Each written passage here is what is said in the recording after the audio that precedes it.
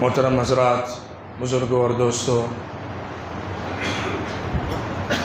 اصلاح اور تجدید کا جو ایک سلسلہ ہے ہماری تاریخ کے اندر، اس پر گفتگو شروع کی گئی تھی اور پہلا ایپیسوڈ، پہلی قسط حضرت ابوبکر صدیق اور حضرت حسین ابن علی رضی اللہ عنہم کے نمونے کو سامنے رکھ کر آپ کے سامنے پیش کی گئی تھی۔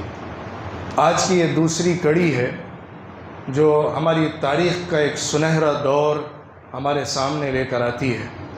اسلام کی تاریخ جتنی رچ ہے، جتنی پاورفل ہے، جتنی افیکٹو ہے اور جو بہترین ایگزامپل سیمپلز رکھتی ہے، اس کی مثال کسی اور قوم کی تاریخ سے دینا مشکل ہے۔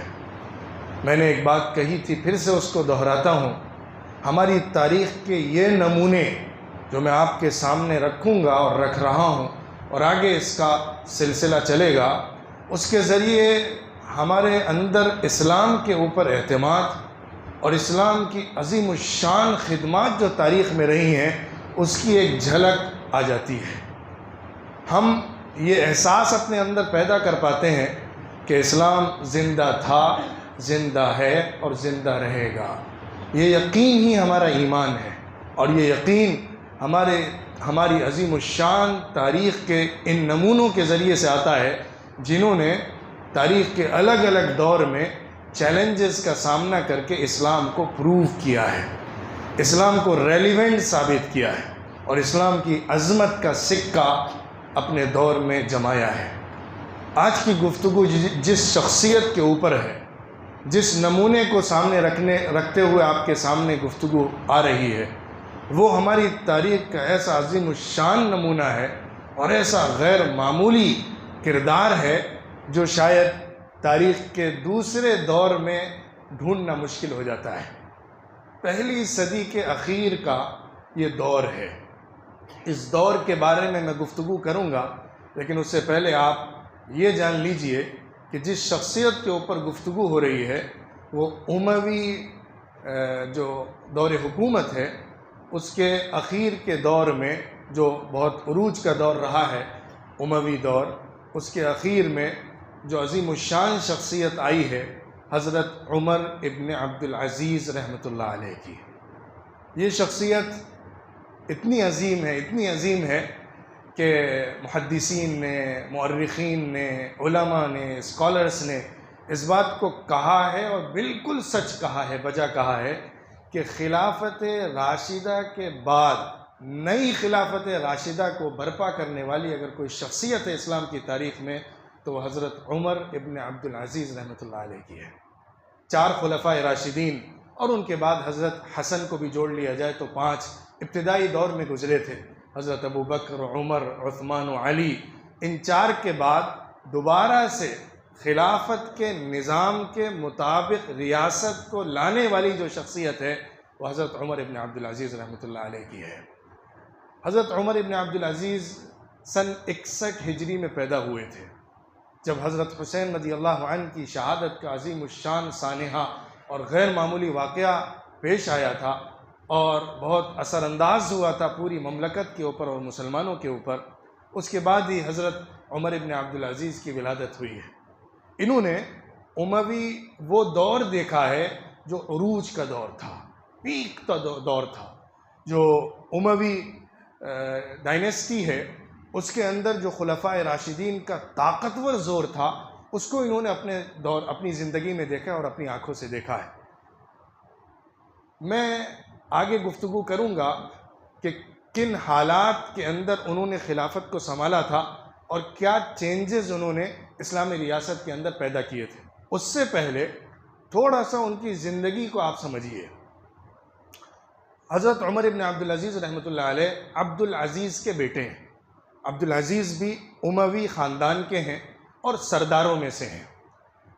عبد العزیز مصر کے گورنر تھے اور وہیں پر حضرت عمر کی ولادت اور پرورش ہوئی ہے۔ اپنے باپ کے سائے میں، عبد العزیز کے سائے میں حضرت عمر رحمۃ اللہ علیہ کی تربیت رہی ہے۔ انہوں نے وہ دور دیکھا ہے جو ایک مالداری کا دور ہوتا ہے، وجاہت کا دور ہوتا ہے، عزت کا دور ہوتا ہے، اور اپنے باپ کی سطوت اور اپنے باپ کی جو حیثیت تھی اس کے اندر انہوں نے زندگی گزاری ہے، لہٰذا انہوں نے کرسی کو بہت قریب سے دیکھا، حکومت کو قریب سے دیکھا، اسی خاندان کے پروردہ تھے، اور ظاہر سی بات ہے پورا خاندان اور پورا جو اموی ایک گھرانہ تھا اسی کے وہ ایک بہت نمایاں نوجوان تھے۔ عمر جو عبدالعزیز کے بیٹے ہیں، ان کی جوانی ایسے ناز و نخروں میں پلی ہے، ایسی نعمتوں میں گزری ہے، اور ایسی شان و شوکت کے ساتھ انہوں نے زندگی بسر کی ہے کہ وہ اپنے دور کے رول ماڈل تھے، ایک ہیرو تھے، ایک آئیڈیل تھے، اور ایک سیلیبریٹی تھے۔ ان کے بارے میں تاریخ کی کتابوں میں لکھا ہے کہ ان کے پرفیوم کو پورے ملک کے اندر ایک ایگزامپل کے طور پر دیکھا جاتا تھا۔ جو وہ پرفیوم یوز کیا کرتے تھے، جو خوشبو وہ یوز کیا کرتے تھے، اس کی ایک الگ شناخت تھی۔ جس سڑک سے، جس گلی سے وہ گزر جاتے تھے، کافی دیر تک وہ گلی مہکتی رہتی تھی، اور چلنے والے پہچان لیا کرتے تھے کہ عبدالعزیز کا بیٹا عمر یہاں سے گزرا ہے۔ ان کا جو لباس تھا وہ ایسا فاخرانہ تھا کہ لوگ دیکھ کر اس کو عشعش کرتے تھے۔ ان کی چال کی کاپی کی جاتی تھی، جو ان کا چلنے کا انداز تھا، جو اسٹائل تھا، آج کے زمانے میں جس کو کہا جاتا ہے سیلیبریٹی کے اسٹائل کو کاپی کیا جاتا تھا، اور اس کا کریز تھا۔ حضرت عمر ابن عبدالعزیز کے اسٹائل کا کریز تھا، نوجوان اس کے اوپر مرتے تھے اور ان کو ایک ہیرو کی طرح، ایک سیلیبریٹی کی طرح دیکھتے تھے۔ اس حال میں ان کی زندگی گزری ہے۔ ان کو پھر گورنرشپ ملی، گورنرشپ ان کو مدینہ منورہ کی ملی۔ ان تمام چیزوں کے ساتھ ساتھ ایک حقیقت ہے جو تاریخ کے اندر ان کی سیرت پڑھنے سے نظر میں آتی ہے، وہ ان کی شرافت ہے۔ تمام ان نعمتوں اور نخروں کے باوجود ان کے اندر جو شرافت تھی، جو صالحیت تھی، جو نیکی تھی، وہ ان کی ہر دور میں ظاہر رہی ہے۔ ان کے والد عبدالعزیز نے ان کی بڑی اچھی تربیت کی تھی۔ مدینہ منورہ میں جو ٹاپ کے اسکالرز تھے، فقہا تھے، علماء تھے، ان کی شاگردی میں ان کو رکھا۔ تقریباً 8 صحابہ ان کے استاد ہیں، اور باقی اس کے علاوہ 15-20 کے قریب دیگر تابعین جو بڑے بڑے تابعین ہیں، ان کی شاگردی انہوں نے اختیار کی ہے۔ حضرت عبداللہ ابن عمر رضی اللہ عنہ ان کے خاص استاد ہیں، ان سے انہوں نے حدیثیں روایت کی ہیں، اور اسی طرح صالح ابن کیسان رحمۃ اللہ علیہ جو مشہور اور بڑے تابعی ہیں، ان کے ساتھ انہوں نے وقت گزارا ہے۔ حضرت حسن بصری رحمۃ اللہ علیہ بھی ان کے شریک رہے ہیں، اور دیگر بڑے بڑے سعید ابن المسیب رحمۃ اللہ علیہ مدینہ منورہ میں بڑے اور سید التابعین ان کو کہا جاتا ہے، ان کی صحبت بھی ان کو ملی ہے۔ ایک واقعہ تاریخ میں ذکر کیا گیا ہے جس سے ان کی تربیت کا اندازہ آپ کر سکتے ہیں۔ حضرت عمر ابن عبدالعزیز رحمۃ اللہ علیہ نماز کے بڑے پابند تھے۔ ان کے استاد ان کی نگرانی کرتے تھے، اور وہ بہت اہتمام کے ساتھ اپنے بچپن کے دور کو تربیت اور علم کو حاصل کرنے میں گزار رہے تھے، تربیت کے ساتھ۔ ایک دفعہ نماز میں تاخیر ہو گئی، جماعت میں وہ نہیں پہنچ سکے، تو استاد نے آ کر دریافت کیا تو معلوم ہوا کہ وہ کنگھا کرنے میں اور اپنے بال بنانے میں مصروف تھے۔ ظاہر ہے ان کے اندر وہ ایک جو صفت تھی اپنے کو بہت ٹپ ٹاپ کے ساتھ رکھنا اور بہت اسٹائلش زندگی بسر کرنا، وہ اس میں لگے ہوئے تھے۔ تو یہ خبر اس استاد نے ان کے والد عبدالعزیز کو بھیجی مصر میں، جو گورنر تھے، تو انہوں نے وہاں سے خاص اپنے خادموں کو بھیجا کہ جا کے عمر کے سر کے بال مونڈ دو۔ اگر اس کے بال اس کو جماعت کے ساتھ نماز پڑھنے سے روکتے ہیں تو اس کی اجازت نہیں ہے کہ عمر عبدالعزیز کا بیٹا اپنے بال سنوارتا رہے۔ اس سے آپ واقعے سے ان کی تربیت کا اندازہ کر سکتے ہیں۔ پھر ان کی جوانی کا دور اسی عیش و عشرت کے اندر گزرا ہے جس کا میں نے ذکر کیا ہے۔ ان کو مدینہ منورہ کی گورنرشپ ملی تو انہوں نے ایک شورا کمیٹی بنائی۔ مدینہ منورہ کے جو ٹاپ 10 اسکالرز تھے، علماء تھے، ان کو اپنے ساتھ لیا، ان کے مشورے کے ساتھ اپنے اس نظام امارت کو سنبھالا اور گزارا۔ پھر اس کے بعد عجیب اللہ کی طرف سے انتخاب ہوتا ہے کہ کس طرح ان کو سلیکٹ کیا گیا ایک خلیفہ کی حیثیت سے۔ ان کا انتخاب بھی بڑا عجیب و غریب ہے، جو ظاہر کرتا ہے کہ اللہ رب العزت نے ان کو منتخب کیا تھا، اور حقیقت تاریخ نے ثابت کیا کہ ان کا انتخاب بڑا عجیب و غریب اور غیر معمولی تھا۔ جو اموی ڈائنیسٹی ہے، جو دور حکومت دور امارت، دور خلافت ہے، اس کے اندر دو دور ہیں۔ ایک وہ حصہ ہے جو حضرت معاویہ رضی اللہ عنہ والا ہے، یعنی حرب کی اولاد کا ہے، امیہ کی اولاد میں جو حرب ہیں ان کی اولاد کا ہے۔ اس میں ابو سفیان ہیں، ابو سفیان کو تو حکومت نہیں ملی، ان کے بیٹے حضرت معاویہ رضی اللہ عنہ کو حکومت ملی اور زبردست شان و شوکت کے ساتھ انہوں نے حکومت کی ہے۔ اس کے بعد ان کا بیٹا یزید حکومت پر آیا، کرسی پر بیٹھا، جس کا ذکر حضرت حسین رضی اللہ عنہ پر گفتگو کرتے ہوئے میں کر چکا ہوں کہ کس قدر اس نے ظلم و ستم کو روا رکھا اور کیسے حالات مدینہ منورہ کے بھی حرہ کے واقعے میں کیے۔ یزید کا جو بیٹا تھا اس کا نام معاویہ تھا، وہ بھی عجیب و غریب شخصیت تھی۔ یزید ایسا ظالم فاسق شخص تھا کہ جس نے کوئی رعایت نہیں رکھی کسی کے ساتھ، اور ظلم و ستم کے سارے پہاڑ توڑے اور بدماشیاں ساری جو اس دور میں حکومتی سطح پر ہو سکتی تھی وہ سب کی۔ لیکن اس کا بیٹا جو معاویہ نام کا تھا وہ بھی عجیب و غریب غیر معمولی شخصیت کا مالک تھا۔ اس نے حکومت کو لیتے ہی چھوڑ دیا۔ اس نے کہا میں حکومت نہیں کر سکتا، میں اس حکومت کے ساتھ نہیں رہ سکتا جو ظلم و ستم پر قائم ہو، میں اس کو نہیں سنبھال سکتا۔ یزید کا لڑکا ہے، یزید کی اولاد ہے، لیکن اس نے حکومت سے دستبرداری اختیار کر لی، حکومت کو چھوڑ دیا۔ اب بنو امیہ میں کھلبلی مچ گئی کہ اب حکومت ہمارے ہاتھ سے چلی جائے گی، اب بنو امیہ کے اندر حکومت باقی نہیں رہے گی۔ تو اس وقت معاویہ ابن یزید کی حکومت چھوڑنے کے بعد دوبارہ سے ایک انقلاب آیا بنو امیہ کے خاندان میں، اور مروان نے حکومت کو سنبھالا۔ مروان ابن الحکم یہ بنو امیہ میں تو ہے لیکن حرب کی اولاد نہیں ہے، دوسری شاخ ہے۔ امیہ کی دو اولاد ہیں، ان میں سے ایک اولاد حضرت معاویہ والی شاخ کی ہے اور دوسری مروان ابن الحکم والی ہے۔ مروان نے آ کر حکومت کو سنبھالا، اور پھر مروان کے بعد لگاتار 10 امپیرر بنو امیہ کے اندر آئے ہیں۔ حضرت عمر ابن عبدالعزیز رحمۃ اللہ علیہ کا دور بھی آیا، ان سے پہلے سلیمان ابن عبد الملک بادشاہ تھا، امیر المؤمنین اور خلیفہ کہلاتا تھا، اور اس سے پہلے ولید ابن عبد الملک ابن مروان گزر چکے تھے، جو بہت زبردست طاقتور بادشاہ گزرے ہیں۔ خاص طور پہ عبد الملک ابن مروان کی تو بات ہی الگ تھی، اس کا دور حکومت بڑا زبردست اور بہت وسیع تھا۔ ولید اس کا جو لڑکا تھا اس کی حکومت بھی بہت وسیع تر تھی۔ سلیمان ابن عبد الملک جب حاکم بنے اور خلیفہ مقرر ہوئے تو انہوں نے خلافت کو سنبھالا اور اسی طرز پر چلایا جس طرز پر بنو امیہ چلاتے آ رہے تھے، یعنی جاگیرداری، طمطراق اور غلبہ، قوت، شوکت، اظہار، اور اپنے خاندان کو آگے بڑھانا، گورنر ایسے طے کرنا جو اپنے مطلب کے ہوں، چاہے اسلام سے تعلق ہو یا نہ ہو، اس طرح کی چیزیں چل رہی تھیں۔ سلیمان ابن عبد الملک کے انتقال کا وقت آیا۔ وہ ابھی زیادہ عمر کا نہیں تھا اور اس کو ایسی بیماری لاحق ہوئی کہ اسے موت اپنی آنکھوں کے سامنے نظر آنے لگی۔ اس نے اپنے لڑکوں کو دیکھا، وہ بہت چھوٹے تھے۔ اس نے ہزار جتن کی اور کوشش کی کہ اپنے بچوں کو بڑا بنا کر دکھا دے تاکہ لوگ ان پر متفق ہو جائیں۔ تاریخ میں لکھا ہے کہ اس نے بہت لمبے ان کو قبے اور لباس پہنائے اور ان کو بہت زیادہ ہائی لائٹ کرنے کی کوشش کی، لیکن لوگوں کی آنکھوں میں جچ نہیں رہے تھے۔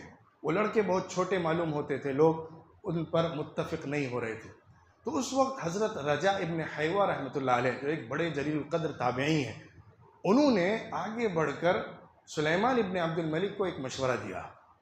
انہوں نے کہا کہ میں سمجھتا ہوں کہ سب سے مناسب شخص آپ کے خاندان میں آپ کے بعد اگر کوئی بن سکتا ہے تو وہ عمر ابن عبدالعزیز ہیں۔ عمر ابن عبدالعزیز سلیمان کے بہت قریب تھے، اس کے چچازاد بھائی تھے۔ سلیمان ابن عبد الملک جو ہے اس کے چچازاد بھائی تھے اور اس سے بہت قریب تھے۔ انہوں نے مشورہ دیا اور سلیمان کو وہ رائے پسند آئی۔ سلیمان نے حضرت عمر ابن عبدالعزیز کا نام طے کر دیا، اپنی ول کے اندر، اپنی وصیت کے اندر ان کا نام رکھا، لیکن خاندان والوں کو ابھی بتایا نہیں، ابھی یہ سیکریٹ تھا، اور یہ کہا گیا کہ میرے انتقال کے بعد میری ول کے اوپر بیعت لینا، اس کے بعد نیم کو ڈسکلوز کرنا، بعد میں نام لوگوں کے سامنے پیش کرنا، پہلے اس وصیت کے اوپر بیعت لے لینا۔ چنانچہ ایسے ہی ہوا، سلیمان ابن عبد الملک کا انتقال ہو گیا، بنو امیہ کے خاندان کو جمع کیا گیا اور کہا گیا کہ بادشاہ نے ایک وصیت کی ہے، اسی کے مطابق آگے حکومت کا نظام چلنا چاہیے۔ سب نے اتفاق کیا اور بیعت لے لی۔ اس کے بعد جب نام کھولا گیا تو اس میں عمر ابن عبدالعزیز کا نام تھا۔ حضرت عمر ابن عبدالعزیز رحمۃ اللہ علیہ بھی خود اس سے واقف نہیں تھے، وہ بھی اس کی نہ خواہش رکھتے تھے نہ اس کی آرزو اور تمنا ان کے دل میں تھی، وہ خود اس انتخاب سے پریشان تھے کہ ان کا نام کیسے آ گیا ہے۔ بہرحال نام طے ہو گیا۔ اس کے بعد سن 99 ہجری میں سلیمان ابن عبد الملک کے بعد حضرت عمر ابن عبدالعزیز امیر المؤمنین طے ہوئے۔ میں تھوڑا سا اب آپ کے سامنے اس دور کی جاہلیت کو آپ کے سامنے پیش کرنے کی کوشش کرتا ہوں جو سیاسی حیثیت سے تھی، جس کی اصلاحات اور تبدیلی حضرت عمر ابن عبدالعزیز نے کی ہے۔ اسلام نظریے کی حیثیت سے، آئیڈیالوجی کی حیثیت سے، اپنی دعوت کی حیثیت سے، اپنے ریسورسز کی حیثیت سے اور اپنے اصل پیغام اور اسپرٹ کی حیثیت سے باقی تھا۔ اپنے اخلاق، اپنے کردار، اپنے نمونوں کے اندر اسلام زندہ تھا۔ لوگ اس کو اختیار کر رہے تھے، جو علماء تھے، جو اسکالرز تھے، جو مدرسے تھے اس دور کے، وہ الحمدللہ دین کی حفاظت کا کام مکمل طور پہ کر رہے تھے۔ آئیڈیالوجیکل لیول پر بھی اور سوشل لیول پر بھی لوگ اس کو اختیار کیے ہوئے تھے۔ لیکن ایک بڑا خلا جو نظر آ رہا تھا پوری اسلام کی تاریخ کے اندر اس دور تک، وہ یہ تھا کہ اسٹیٹ لیول کے اوپر جو حکومتی سطح پر اسلام نے نظام خلافت دیا تھا وہ بکھر گیا تھا، وہ ٹوٹ گیا تھا، وہ یوں کہیے ہینڈی کیپ ہو گیا تھا۔ خلافت راشدہ کے بعد جو ملوکیت کا دور شروع ہوا، بادشاہت کا دور شروع ہوا، وہ آگے بڑھتے بڑھتے مزید ظلم کا نمونہ بنتا چلا گیا۔ حضور اکرم صلی اللہ علیہ وسلم نے ایک حدیث میں اسی ملوکیت کے بارے میں خبر دی تھی کہ وہ ملک عضود بنے گی۔ یہ جو بادشاہت شروع ہوگی اسلام کے اندر خلافت کے دور کے بعد، وہ چلتے چلتے ایک کھنی ہی عمارت بن جائے گی جو مسلمانوں کو کاٹ کھائے گی۔ یزید کا دور اس کا ایک کھلا نمونہ ہے، اور اس کے بعد بھی وہ سلسلہ دراز ہوتا رہا ہے۔ کس طرح مسلمانوں کو ستایا گیا، علماء کو ستایا گیا، کیسے کیسے لوگ پیدا ہوئے۔ حجاج ابن یوسف اسی اموی دور کا ہے جس نے علماء کا صفایا کر دیا، ہزار صحابہ کا خون کیا، گردنیں اتروا دی، جس کے بارے میں ذرا بھی معلوم ہو جاتا کہ یہ حکومت کے لیے خطرہ ہے اس کی گردن ناپ دی جاتی تھی۔ اور پھر اس کے علاوہ جو بادشاہ ہوتا تھا وہ بیت المال کو اپنا مال سمجھتا تھا، جیسا چاہے اس کو استعمال کرے۔ جو مال غنیمت آ رہا ہے، جو مسلمانوں کا عمومی مال ہے، جو کامن اور عام پراپرٹیز ہیں، اس کے اوپر بادشاہ قابض ہوتا تھا، اس کے خاندان والے قابض ہوتے تھے، گورنرز قابض ہوتے تھے، وہ جس طرح چاہتے تھے اس کو استعمال کرتے تھے۔ ایسی حالت تھی کہ حضرت مولانا ابو الحسن علی ندوی رحمۃ اللہ علیہ نے ایک جگہ لکھا ہے کہ ایسا محسوس ہونے لگا تھا کہ شکست خوردہ جاہلیت اپنے فاتح حریف سے بدلہ لینے کے درپے ہو گئی ہے۔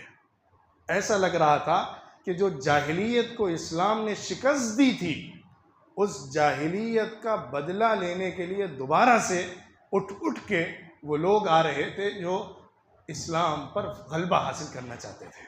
یہ سیاسی حیثیت سے اسٹیٹ لیول کے اوپر، اور جو ایک پورا سسٹم ہوتا ہے، اسلام نے جو ایک پولیٹیکل سسٹم دیا ہے، اس کے اندر آخری درجے کا کرپشن اور ظلم و ستم کا دور چل رہا تھا۔ معاشی اعتبار سے اکنامیکل اور اسی کے ساتھ ساتھ پولیٹیکل آخری درجے کا کرپشن تھا۔ اس دور میں حضرت عمر ابن عبدالعزیز کے ہاتھ میں کمان آئی ہے۔ پورا خاندان جو بنو امیہ کا تھا اس وقت وہ انتہائی کرپٹڈ تھا۔ مال کے اندر، جائیدادوں کے اندر، عہدے اور کرسیوں کے اندر پیک پر کرپشن تھا۔ بڑے بڑے اپنے خاندان کے لوگوں کو بٹھایا گیا تھا جو اہلیت نہیں رکھتے تھے، سوٹیبل نہیں تھے، ان کو آگے بڑھا دیا گیا تھا۔ حضرت عمر ابن عبدالعزیز رحمۃ اللہ علیہ کو جیسے ہی خلیفہ بنایا گیا، طے کیا گیا اس ول کے ذریعے سے جو سلیمان ابن عبد الملک نے لکھی تھی، تو انہوں نے جو بڑے بڑے چینجز لائے، میں اس پر اب روشنی ڈال رہا ہوں تاکہ آپ کے سامنے ان کا جو انقلاب ہے، ان کی جو تبدیلی ہے اور ان کی شخصیت کا جو نمونہ ہمارے سامنے ہے وہ آ سکے۔ سب سے پہلے تو جو بات ذہن میں آتی ہے ان کی سیرت کو پڑھنے کے بعد، اور ان کے دور خلافت کو دیکھنے کے بعد جو 2 سال کا ہے، 2 سال 5 مہینے محض ان کی خلافت رہی ہے، لیکن اس 2 سال میں جو غیر معمولی تبدیلی انہوں نے پیدا کی ہے وہ اسلامی تاریخ کا ایک سنہرا باب ہے، ایک گولڈن ایرا ہے۔ حضرت عمر ابن عبدالعزیز رحمۃ اللہ علیہ نے سب سے پہلے جو اسٹیپ لیا ہے وہ اسٹیپ کیا تھا؟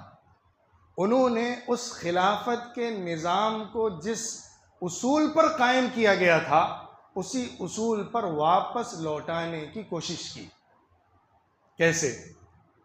حضرت عمر ابن عبدالعزیز کے ہاتھ پر بیعت تو کر لی گئی تھی اس ول کے ذریعے سے جو سلیمان نے لکھا تھا، لیکن انہوں نے پبلک میں آ کر اور اپنے خاندان بنو امیہ کو سامنے رکھ کر جو سب سے پہلا خطاب کیا ہے اس میں ایک غیر معمولی تاریخی جملہ کہا۔ انہوں نے کہا، میں اپنی بیعت کا طوق اے لوگوں تمہاری گردنوں سے اتار کر پھینکتا ہوں، تمہیں اختیار ہے، تم جس کو چاہو خلیفہ اور امیر المؤمنین چن لو، میں اپنی بیعت تمہاری گردنوں سے اتار دیتا ہوں۔ تو سب لوگوں نے ایک زبان ہو کر کہا، ہم آپ کو ہی امیر المؤمنین منتخب کرتے ہیں، اور آپ کے اس اختیار دینے اور چوائس دینے کے باوجود بھی ہم آپ کو ہی امیر المؤمنین مانتے ہیں۔ یہ ان کا پہلا ایسا قدم تھا کہ جس نے ایک نئے دور کا آغاز کیا، ایک نئی تاریخ رقم کی ہے، اور اسی خلافت کے نظام کو دوبارہ سے واپس لانے کی ایک مثال پیش کی ہے جو حضرت ابو بکر، عمر، عثمان و علی رضی اللہ عنہ کے دور میں ہم کو نظر آتی ہے۔ دوسری بات، ان کی سیرت اور ان کے انقلابی کاموں کو دیکھنے کے اندر جو ہمیں نظر آتی ہے وہ ہے ان کا اپنی ذاتی زندگی کے اندر خلفائے راشدین کا جیسا نمونہ پیش کرنا۔ آپ نے ابھی سنا کہ ان کا لائف اسٹائل کیسا تھا، ان کا اسٹینڈرڈ کیا تھا، ان کی لگژریل لائف کیسی تھی، وہ کس طرح لوگوں کے سامنے ایک سیلیبریٹی اور ایک ہیرو کی طرح تھے، لیکن خلیفہ بنتے ہی ان میں ایسا چینج آیا ہے کہ تاریخ میں اتنا بڑا چینج شاید ہی کسی شخصیت میں نظر آتا ہو، اتنی بڑی ذمہ داری اور عہدہ لینے کے بعد۔ غیر معمولی تبدیلی، انہوں نے اپنے لیے فقر کو اختیار کیا۔ اپنے گھر کے اندر چھوٹا معمولی سا گھر جہاں پہ شہزادی رہتی تھی، جس کا باپ بھی بادشاہ، جس کا بھائی بھی بادشاہ، جس کا شوہر بھی بادشاہ، فاطمہ بنت عبد الملک جیسا عظیم الشان بادشاہ جو گزرا ہے اموی دور کا، اس کی بیٹی تھی، اس کا نام فاطمہ تھا، وہ حضرت عمر ابن عبدالعزیز کی بیوی تھی۔ ان کے ساتھ جو زندگی انہوں نے یہ 2.5 سال کی گزاری ہے وہ اسلامی تاریخ کی ایک عجیب و غریب زندگی ہے، اس کو بھی ایک الگ سے اسٹڈی کرنے کی ضرورت ہے۔ کس طرح انہوں نے اپنے گھر کو سنبھالا اور گھر کو دین کے اوپر قائم کیا اور اخلاق پر چلایا۔ حضرت عمر ابن عبدالعزیز رحمۃ اللہ علیہ کی ایک اور بات ہے جو پیچھے بتانا رہ گئی ہے، اور اس کا بڑا امپیکٹ ہے ان کی زندگی کے اندر جو آگے پیش ہو رہی ہے آپ کے سامنے۔ حضرت عمر ابن عبدالعزیز رحمۃ اللہ علیہ مروان کے پوتے ہیں، عبدالعزیز مروان کے بیٹے ہیں، ان کے بیٹے عمر ابن عبدالعزیز ہیں، لیکن عمر ابن عبدالعزیز رحمۃ اللہ علیہ حضرت عمر رضی اللہ عنہ کے بیٹے عاصم کے نواسے ہیں۔ یوں سمجھیے، حضرت عمر ابن عبدالعزیز کے باپ عبدالعزیز ہیں جو مروان کے بیٹے ہیں، بنو امیہ کے ہیں، لیکن حضرت عمر کی ماں جو ہیں ام عاصم ان کا نام ہے، لیلہ ان کا نام تھا، ام عاصم لقب تھا، وہ حضرت عمر رضی اللہ عنہ کی نواسی تھی، گرینڈ ڈاٹر تھی۔ حضرت عمر کے ایک بیٹے عاصم ہیں، ان کی بیٹی ہیں لیلہ جو حضرت عمر ابن عبدالعزیز کی ماں ہیں۔ اس طرح ان کا رشتہ ماں کی طرف سے حضرت عمر رضی اللہ عنہ سے بہت قریبی جا کر ملتا ہے، اور تاریخ لکھنے والوں نے صحیح کہا ہے کہ حضرت عمر ابن عبدالعزیز جب خلافت پر بیٹھے ہیں تو ان کے اندر صحیح معنوں میں حضرت عمر ابن الخطاب رضی اللہ عنہ کا خون دوڑ گیا تھا۔ ان کی زندگی حضرت عمر رضی اللہ عنہ کا نمونہ بن گئی تھی، اور وہ خون ان کے اندر دوڑتا ہوا نظر آ رہا تھا۔ اور وہ بھی ایک لمبا واقعہ ہے کہ عاصم کی جو بیوی تھی وہ وہی والی تھی کہ جن کو حضرت عمر رضی اللہ عنہ نے ایک گھر سے سلیکٹ کیا تھا۔ جب رات میں گشت کیا کرتے تھے تو ایک گھر سے آواز آ رہی تھی، ماں اپنی بیٹی سے کہہ رہی ہے کہ بیٹی دودھ میں پانی ملا دو، اس کو بیچنے کے لیے اس کو بڑھا لیا جائے۔ تو بیٹی جواب میں کہتی ہے کہ میں کیسے ملا لوں، خلیفہ نے امیر المؤمنین نے منع کیا ہے کہ دودھ میں پانی نہ ملایا جائے۔ تو اماں کہتی ہے کہ آپ اپنی بیٹی سے کہ تم خلیفہ کی فکر کیوں کرتی ہو، خلیفہ کوئی دیکھ رہا ہے کیا، ابھی ملا لو، خلیفہ کو کیا پتہ چلے گا۔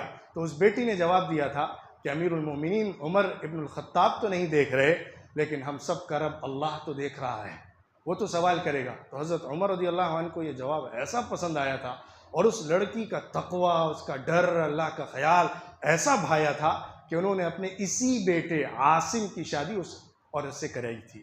انہی سے وہ لڑکی پیدا ہوئی ہیں لیلہ، جو حضرت عمر کی ماں ہیں۔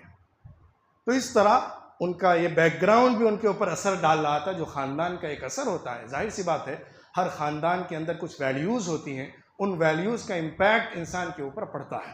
حضرت عمر ابن عبدالعزیز رحمۃ اللہ علیہ کا دوسرا بڑا کارنامہ اور دوسرا بڑا انقلاب جو انہوں نے پیدا کیا ہے، وہ بیت المال کے نظام کو بہتر بنانے کا ہے، کرپشن کو ختم کرنے کا ہے۔ کرپشن دو لیول کے اوپر تھا۔ ایک کرپشن تھا گورنرز کے سلیکشن کے اندر، دوسرا کرپشن تھا بیت المال کا جو مال ہوتا ہے اس کے مینجمنٹ کے اندر۔ ان دونوں کرپشنز کو انہوں نے اسٹرانگ اسٹیپس کے ذریعے سے ختم کیا ہے۔ منتخب ہوتے ہی انہوں نے جو بالکل ابتدائی دور میں فیصلے کیے، اس میں سے ایک یہ بھی تھا کہ جو گورنر خاندان کے بنائے گئے تھے ان سب کو معزول کر دیا، ان سب کو ہٹا دیا، اور جو سب سے اچھے لوگ ہوتے تھے لوگوں میں، جن کا نام زہد کے اندر، تقوی کے اندر، اللہ کے ڈر کے اندر مشہور تھا، ان کو گورنر بنایا اور اپنے خاندان کے لوگوں کو پیچھے کر دیا۔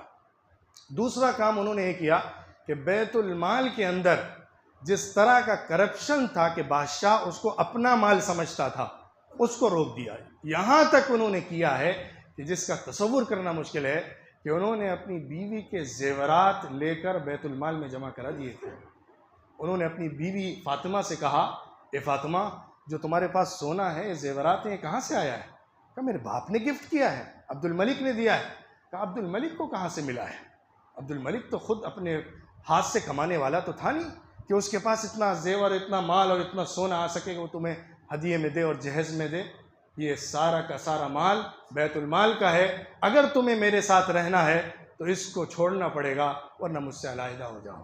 وہ بھی حضرت عمر ابن عبدالعزیز کی بیوی تھی، ان کی ساتھ رہتی تھی۔ انہوں نے کہا کہ پورا زیور میں آپ کے قدموں میں رکھتی ہوں، آپ بیت المال میں جمع کر دیں۔ بیت المال میں انہوں نے پورا اپنے گھر کا سامان، اپنا زیور، اپنے استعمال کی جو چیزیں تھیں وہ سب کا سب جمع کروا دیا، یہاں تک کہ ان کی جو کچھ پراپرٹیز تھیں اس کو بھی بیت المال کے اندر لکھوا دیا۔ اور اپنے ہی لیے نہیں، پورے بنو امیہ کے خاندان کے لوگوں کو جمع کیا، ایک ایک سے ڈاکومنٹ مانگے، ڈاکومنٹ جس کے تھے کہ اس نے خود سے اس کو کمایا ہے، اپنے ہاتھ سے کوئی مال حاصل کیا ہے، وہ تو اس کا رہا، باقی اگر کسی سے اس کو ملا ہے، اگر اس کے باپ نے دیا ہے، بھائی نے دیا ہے، بادشاہ نے دیا ہے، گورنر نے دیا ہے، وہ پورا کا پورا مال لے کر بیت المال میں لوٹا دیا۔ بنو امیہ والے پریشان تھے، یہ لوگ جو عیش و عشرت میں رہے تھے ان کو گوارا نہیں تھا، انہوں نے زبردست احتجاج کیا اور اپنے لوگوں کو بھیجا عمر کو سمجھائیں، لیکن حضرت عمر کسی کی بات سننے کو تیار نہیں تھے۔ انہوں نے کہا یہ میرا فیصلہ ہے اور میں اللہ کے سامنے کل کیا جواب دوں گا، میں ذمہ دار بنا تھا مسلمانوں کے مال کا، اور مسلمانوں کا مال اس طرح خیانت کر کے بانٹ دیا گیا تھا، میری ذمہ داری ہے کہ میں ایک ایک پائی لے کر بیت المال میں جمع کر دوں۔ ان کی زندگی کا عالم یہ تھا کہ وہ اپنے جسم پر ایک کپڑا جو پہنتے تھے وہی ان کے پاس تھا۔ وہ جمعے کی نماز کے لیے جانے میں کبھی کبھی لیٹ ہو جایا کرتے تھے، معلوم کیا جاتا تھا کہ کیوں لیٹ ہو گئے، تو جواب یہ ملتا تھا، وجہ یہ بتائی جاتی تھی کہ ان کے پاس ایک ہی لباس ہے، اس کو دھو کر وہ ٹانگتے ہیں، جب وہ سوکھ جاتا ہے تو اس کو پہن کر باہر آتے ہیں۔ ان کے پاس کوئی اس کے علاوہ جوڑا نہیں تھا۔ آپ اندازہ لگائیے، جس کے لباس اور اسٹائل کے لوگ کریزی ہوں اور جس کے نمونے کو اور جو ایک ہیرو کی حیثیت سے لوگوں میں مشہور ہو، وہ اپنے خلافت لینے کے بعد کون سی زندگی اختیار کر لیتا ہے کہ اپنا ایک لباس ہے، اسی میں زندگی بسر کر رہا ہے، اس کے علاوہ کوئی لباس نہیں۔ ایک دفعہ حضرت عمر اپنی بیٹیوں کے گھر میں گئے، بیٹیاں تھیں گھر میں، ان کی کافی اولاد تھی، 14 بچے تھے حضرت عمر بن عبدالعزیز کے۔ بیٹیوں کے گھر میں گئے، بیٹیاں بیٹھی تھیں اور جب بات کر رہی تھیں، حضرت عمر بن عبدالعزیز تھے تو منہ کے اوپر ہاتھ رکھ لے رہی تھیں۔ حضرت عمر بن عبدالعزیز نے پوچھا کہ کیوں اپنے منہ کے اوپر ہاتھ رکھ رہی ہو؟ تو ان بیٹیوں نے جواب دیا، ابا ہم نے صرف دال کے ساتھ پیاز کھائی ہے، ہمارے پاس پیاز کے علاوہ کھانے کو کچھ اور نہیں تھا۔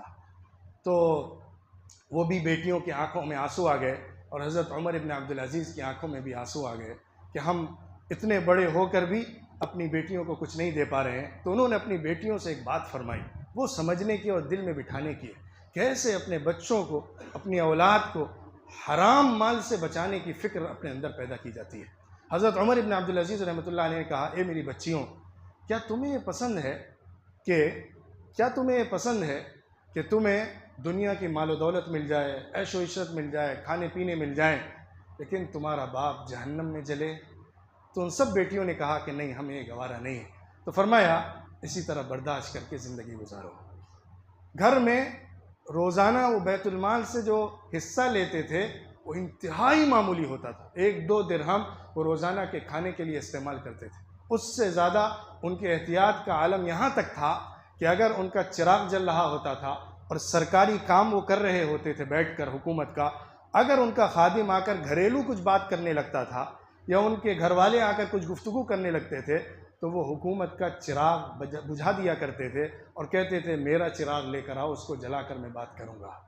حکومت کا جو سرکاری مال ہے اس کو اس درجے تک احتیاط کے ساتھ استعمال کرنا کہ اگر اپنا کوئی پرسنل کام کیا جا رہا ہے تو اس میں بھی اس کا یوز نہ ہو۔ حضرت عمر ابن عبدالعزیز رحمۃ اللہ علیہ نے جو اصلاحات کی ہیں اس کا تیسرا پہلو یہ ہے، تیسرا حصہ میں جو آپ کے سامنے رکھ رہا ہوں، وہ اس کرپشن کو ختم کرنے اور مس مینجمنٹ کو دور کرنے۔ 2 باتوں کو سمجھیے، کرپشن ہٹانے جس طرح سے مال کو چھینا جاتا تھا، اور مس مینجمنٹ جس طرح ہوتا تھا۔ سورسز ہوتے ہیں، کبھی ملک کے پاس ایسٹس ہوتے ہیں لیکن اس کا مینجمنٹ صحیح نہیں ہوتا، اس کا ڈسٹریبیوشن صحیح نہیں ہوتا، اس کا سرکولیشن صحیح نہیں ہوتا۔ حضرت عمر ابن عبدالعزیز رحمۃ اللہ علیہ نے ایسا زبردست طریقے پر مینجمنٹ کیا ہے بیت المال کا کہ یحییٰ ابن سعید کو جب مال زکوٰۃ کا وصول کرنے کے لیے افریقہ بھیجا گیا تو انہوں نے مال وصول کرنے کے بعد اس کو تقسیم کرنا چاہا تو پورے ملک کے اندر ایک ایسا فقیر نہیں ملا جو مال زکوٰۃ کو لینے کا مستحق ہو۔ انہوں نے خط لکھا حضرت عمر ابن عبدالعزیز کو، میں پورے ملک میں ٹہل گیا ہوں، اعلان کر دیا ہے، لیکن ایک شخص بھی نہیں آ رہا ہے جو زکوٰۃ کا مستحق ہو، جو زکوٰۃ لینے کا مستحق ہو، ایسا ایک آدمی بھی نہیں ہے۔ تو آخر میں کچھ نہیں ملا تو انہوں نے کچھ غلاموں کو خرید کر آزاد کیا اور ان کے جو حقوق ہوتے ہیں غلاموں کے وہ مسلمانوں کے لیے طے کر دیے۔ اسی طرح ایک اور بات لکھی گئی ہے، ایک قریشی نے یہ بات ذکر کی ہے تاریخ کی کتابوں میں کہ لوگ اپنے بڑے بڑے مال لے کر آتے تھے زکوٰۃ کے حضرت عمر بن عبدالعزیز کے پاس اور مدینہ منورہ میں تقسیم، یہاں پہ شام میں تقسیم کرنے کے لیے۔ تو تقسیم کرنے کے لیے جب دیکھا جاتا تھا کہ کس کو دیا جائے تو کوئی پورے ملک کے اندر، پوری مملکت کے اندر، پوری ریاست کے اندر نہیں ملتا تھا، لوگوں کو اپنا مال واپس لے جانا پڑتا تھا، جگہیں تلاش کرنی پڑتی تھی کہ کس حصے میں جا کر اپنی زکوٰۃ کے مال کو دیا جا سکے۔ ورنہ اسلام کا نظام یہ ہے کہ زکوٰۃ جہاں سے کلیکٹ کی جائے اسی علاقے میں ڈسٹریبیوٹ کی جائے، پھر جو بچے وہ ایک حصہ بیت المال کو، جو سینٹرل بیت المال ہے وہاں بھیج دیا جائے، باقی دوسری جگہوں میں حسب ضرورت تقسیم کر دیا جائے۔ اب ایسی حالت آ گئی تھی کہ لوگ اپنا زکوٰۃ کا مال لے کر نکلتے تھے اور پورے ملک کے اندر، پورے صوبے کے اندر کوئی ایک زکوٰۃ لینے کا مستحق نہیں ملتا تھا۔ یہ کیسے چینجز آئے؟ 2 باتیں میں جو سمجھ سکا ہوں اس تاریخ کے مطالعے سے، وہ 2 چیزیں ہیں۔ ایک تو کرپشن کو مستقل طور پر زبردست چوٹ مار کے ختم کر دینا، اوپر سے لے کر نیچے تک جو کرپشن ہوتا ہے اس کو صاف کر دینا۔ دوسرے نمبر پر مس مینجمنٹ کو روکنا، صحیح مینجمنٹ کرنا، صحیح ڈسٹریبیوشن کرنا اور ریسورسز کو صحیح استعمال کرنا۔ اسی پوائنٹ کے اوپر میں آخری بات آپ کے سامنے لانے کی کوشش کرتا ہوں، وہ یہ ہے کہ حضرت عمر ابن عبدالعزیز رحمۃ اللہ علیہ ایسے نہیں تھے کہ انہوں نے زبردستی لوگوں سے ٹیکس وصول کر کے اور مال کو بیت المال کے بڑھا لیا ہو، ایسا ہرگز نہیں ہے، بلکہ اس کے پورا اپوزٹ معاملہ ہوا ہے۔ حضرت عمر ابن عبدالعزیز رحمۃ اللہ علیہ نے کہا کہ جب ان سے بتایا گیا کہ بہت سارے لوگ مسلمان ہو رہے ہیں علاقوں میں اور وہ جزیہ نہیں دیتے ہیں اب، کیونکہ مسلمان جو ہو جاتے تھے وہ ذمہ نہیں رہتے تھے، جزیہ نہیں دیتے تھے، تو اس پر لوگوں نے تشویش کا اظہار کیا۔ تو حضرت عمر ابن عبدالعزیز رحمۃ اللہ علیہ نے کہا کہ محمد رسول اللہ صلی اللہ علیہ وسلم اللہ کی طرف سے ہادی بنا کر رہبر اور لوگوں کو راستہ دکھانے والے بنا کر بھیجے گئے تھے، تحصیلدار بنا کر نہیں بھیجے گئے تھے، کلیکٹر بنا کر نہیں بھیجے گئے تھے۔ جو بھی ظالمانہ ٹیکس تھے سارے کے سارے انہوں نے ختم کر دیے تھے۔ جو اضافی ٹیکس بزنس کے اوپر تھا، ایگریکلچر کے اوپر الگ سے ڈالا جاتا تھا، وہ سب ختم کر کے جو اسلام کے بنیادی ٹیکسز ہیں، زکوٰۃ ہے مثلا، جزیہ ہے، خراج ہے، یہ بنیادی ٹیکسز ہیں اسلام کے، صرف اسی کو باقی رکھا۔ اس کے علاوہ جتنے لینڈ ٹیکس تھے، بزنس ٹیکس تھے، جو اس سے پہلے اموی بادشاہوں نے جاری کر دیے تھے، ان سب کو ڈیمالش کر دیا، ان سب کو ختم کر دیا۔ ان سب کے باوجود آپ دیکھیے کہ کیسی خوشحالی، کیسی فراوانی، کیسی لوگوں کے اندر مالداری پیدا ہو گئی۔ یہ وہ برکت ہوتی ہے جو اللہ رب العزت نے قرآن میں ذکر کی ہے، وَلَوْ أَنَّهُمْ آمَنُوا وَاتَّقَوْا لَفَتَحْنَا عَلَيْهِمْ بَرَكَاتٍ مِّنَ السَّمَاءِ وَالْأَرْضِ۔ اگر لوگ تقوی اختیار کریں، صحیح ایمان اپنے اندر پیدا کریں، تو ہم آسمان و زمین سے برکت کے دہانے کھول دیتے ہیں۔ اللہ دکھاتا ہے کہ جب انسان تقوی کی زندگی اختیار کرتا ہے تو خوشحالی بھی آتی ہے، امیری بھی آتی ہے، عزت بھی آتی ہے، سکون بھی پیدا ہوتا ہے۔ حضرت عمر بن عبدالعزیز رحمۃ اللہ علیہ کا یہ پہلو جو میں آخری آپ کے سامنے رکھنا چاہ رہا ہوں، وہ ان کے دعوتی پہلو ہے۔